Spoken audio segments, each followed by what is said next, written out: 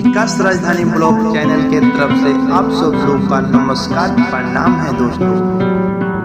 तो सबसे पहले हम दुर्गा मैया को नमन करता हूँ, प्रणाम करता हूँ और आप लोग भी कर लीजिए दोस्तों। अभी हम आए हैं दुर्गा जी को देखने के लिए, यानी कि पंडाल देखने के लिए और दुर्गा जी को देखने के लिए अभी हम दिनारा में पहुँचे हैं। जो दिनारा का बीच वाला पंडाल है वहां पर पहुंचे हैं, यानी कि सब्जी मार्केट के सामने जो रखा गया है दुर्गा जी को, वहां पर हम पहुंचे हैं दोस्तों। यदि अभी तक हमारे चैनल को आप लोग सब्सक्राइब नहीं किए हैं तो हमारे चैनल को सब्सक्राइब कर लें और बेल आइकन को भी प्रेस कर दें, ताकि न्यू वीडियो सबसे पहले आप सब लोग का देखने का मिलेगा और दुर्गा जी को देखने का मिलेगा दोस्तों। तो आइए दोस्तों, हम दिनारा को देखे 3 पंडाल है और हम पहला पंडाल दिखा चुके हैं इस ब्लॉग के माध्यम से, तो दूसरा पंडाल दिखाने जा रहे हैं। इस ब्लॉग में आप लोग बने रहे दोस्तों। अभी तक हम ये बताने जा रहे हैं कि पंडाल के